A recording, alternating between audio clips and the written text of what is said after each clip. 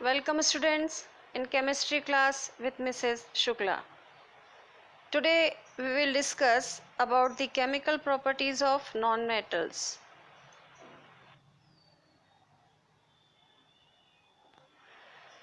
As in previous video, we already compared metals and nonmetals on the basis of physical property and chemical properties of metals.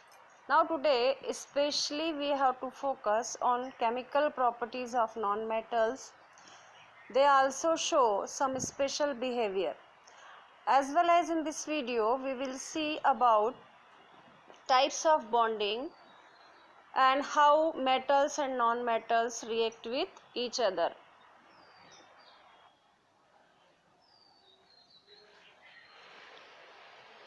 Like metals, non-metals also react with oxygen and form oxides. They are called non-metallic oxides. But non-metals react slowly than metals. Some non-metals react with oxygen and release lot of heat, like carbon, and that's why carbon is used as a fuel.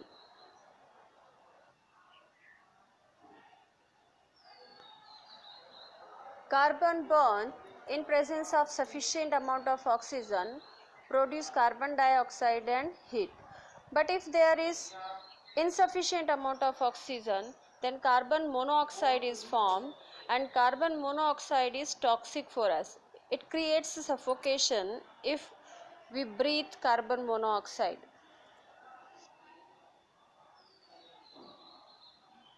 If we see the nature of non-metallic oxide, they are acidic in nature. When they dissolve in water, they produce acid, and we can taste with the help of litmus paper. Blue litmus paper will turn into red. Like carbon dioxide, when dissolved in water, form carbonic acid.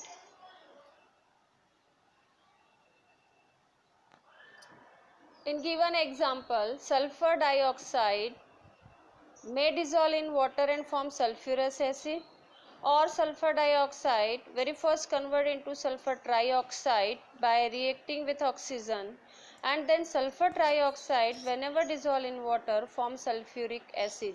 This sulfuric acid is the king of chemicals, highly reactive acid. It is also known as oil of vitriol.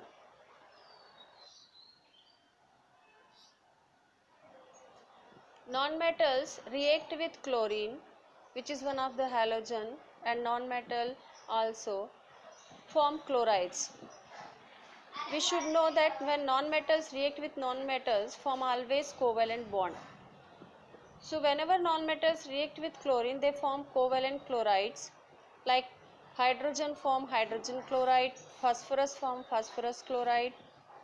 Now what is the meaning of covalent bond? We will see in coming slides.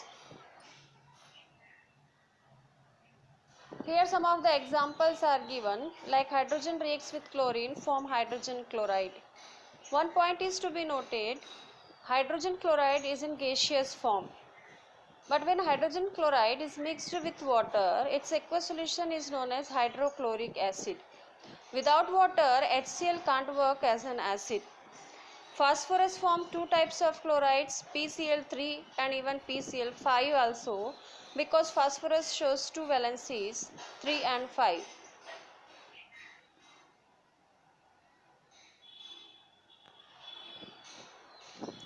Non-metals react with hydrogen and form covalent hydrides. There is a sharing of electrons. Like sulfur reacts with hydrogen, form H2S.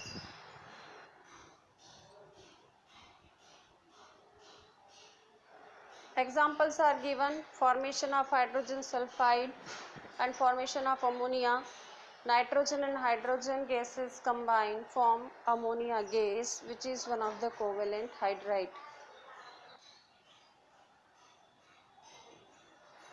If we see the reaction of non-metals with water, in general non-metals do not react with water, because to remove the hydrogen, non-metals have to give electron, but non-metals are electron acceptor. But yes, some of the non-metals those are highly reactive, like fluorine and chlorine. With some special conditions, they can react with water. Otherwise, non-metals do not react with water.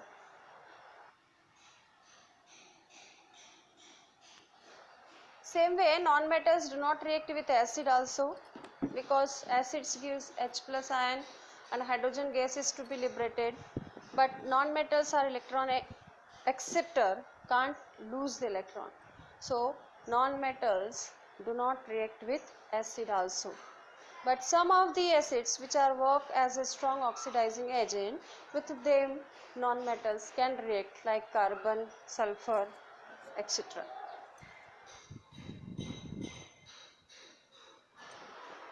Now if we talk about chemical bonding, what is actually bond, chemical bonding? It doesn't mean that we are tying atoms by any thread or by any rope. Chemical bonding is simply attraction force between atoms. Two atoms which are in need to satisfy their octet or nearest noble gas configuration, they will attract to each other. Now why they want to get noble gas configuration? Because as it is told, the atom which has 8 electron in the last orbit, they are stable. And if it is not so, they will try to complete their octet. And for that, they can share, they can transfer the electrons.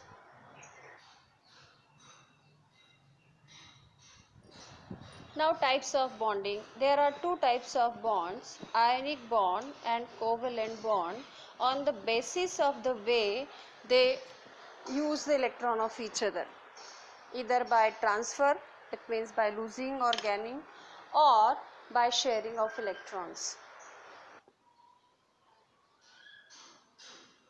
Ionic bond is always formed due to transfer of electron, in which one atom will lose the electron while another one will accept the electron.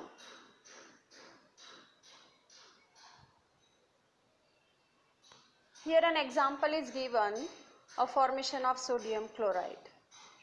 Sodium chloride forms by combination of sodium plus and chloride ion. So how these ions are formed? These ions are formed by transfer of electron. Atomic number of sodium is 11, electronic configuration 281. It needs 8 electron to complete octet. So rather than gain 7 electron, it loses 1 electron and form cation. On the other hand, chlorine, its atomic number 17, electronic configuration 287. So it accepts 1 electron from sodium and form anion. Now, cation and anion, since unlike charges attracts to each other, they bonded with each other by strong electrostatic attraction force, which is known as an ionic bond.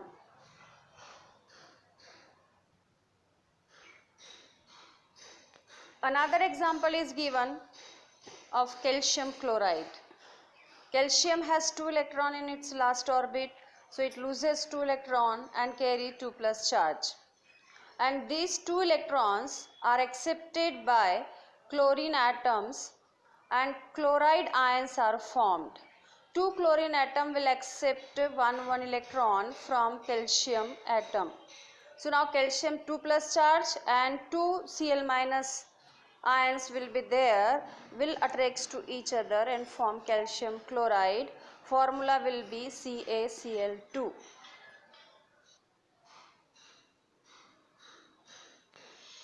Covalent bond is always formed by sharing of electron. Keep in mind, covalent bond is formed only between the non-metals, as ionic bond form between metals and non-metals. In formation of covalent bond, there will be sharing of electrons between two atoms. Now these two atoms can share 1 electron by each, 2 electrons by each, or 3 electrons by each, but not more than 3 electrons. On that basis, chemical bonds, covalent bonds are classified into 3 categories: single bond, double bond and triple bond.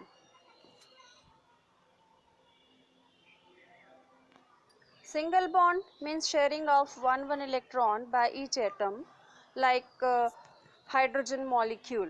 Hydrogen atoms have one electron in orbit or in valence orbit, so they will share one electron to complete its duplet. Hydrogen is an exceptional case that it doesn't require octet, it requires duplet to be stable.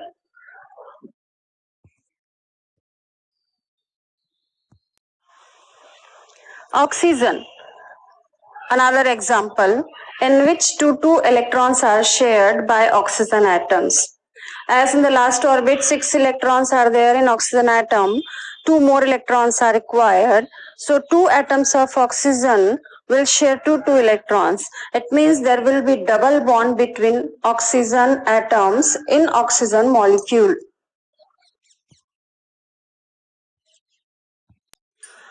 In formation of triple bond, there will be sharing of three electrons between two atoms, like in nitrogen. Nitrogen has 5 electrons in the last orbit, so two nitrogen atoms will share three electrons to complete their octet, and there will be triple bond between nitrogen atoms.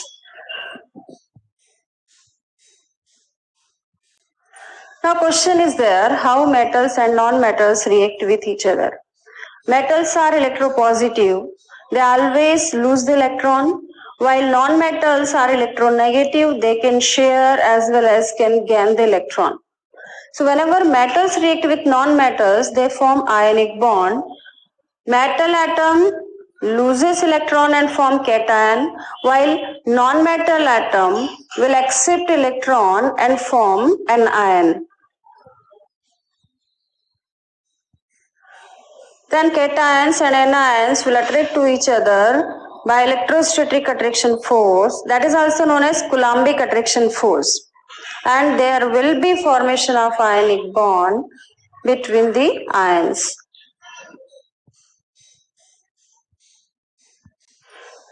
For example, formation of calcium chloride. Calcium has electronic configuration 2882. It loses 2 electrons and form calcium 2 plus ion, while 2 chlorine atoms will gain one electron to form an ion.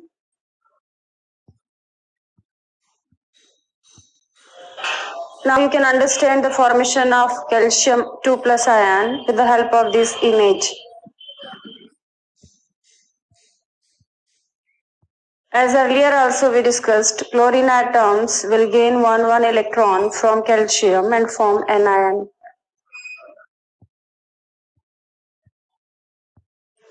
You can understand better the formation of chloride ion with the help of this given image.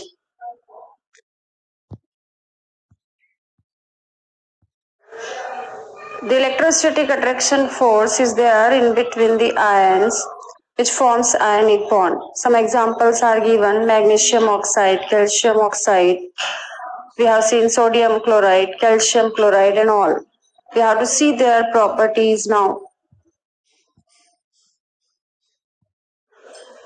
Here just a summary of compounds are given, ionic compounds are given, like they are available always in solid state, they are soluble in water, they are good conductor of electricity, they have high melting point and boiling point. Now we have to see why they are showing such properties.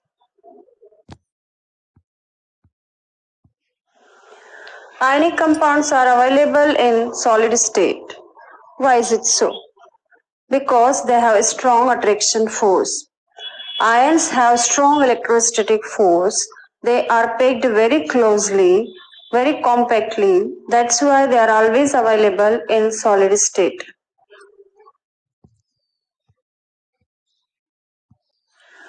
Ionic compounds are good conductor of electricity either in their molten state or in aqueous solution, but not in solid state.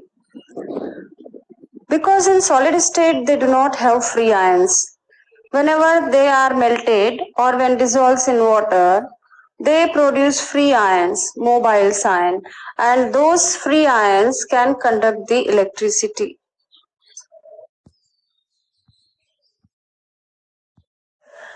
Like in figure is given, above one is of solid state, very proper arrangement is there, no free ions. But in liquid or gaseous state, they have free ions which can conduct electricity.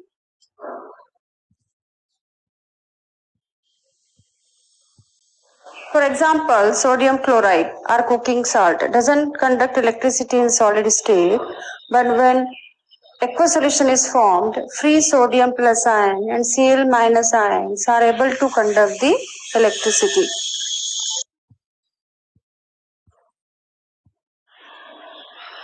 You can see in the image the electrolysis of sodium chloride.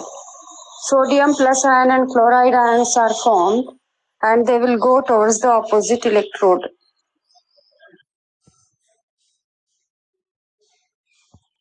Ionic compounds have always higher melting point. Why is it so? Very simple answer. They have strong attraction force among the ions. Now if you want to separate them, we have to give more amount of heat. And because of that, they needs more temperature. It means they have higher melting point.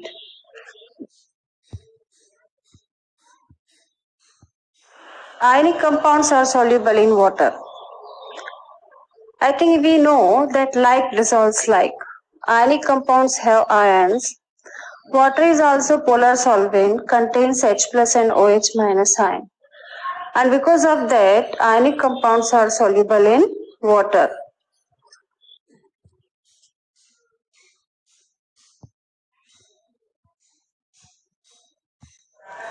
Now your testing time.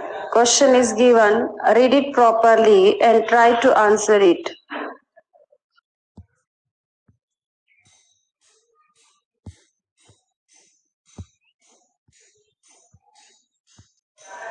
Now your testing time.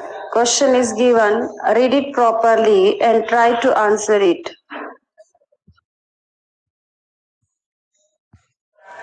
Now your testing time. Question is given, read it properly and try to answer it. Now your testing time. Question is given, read it properly and try to answer it.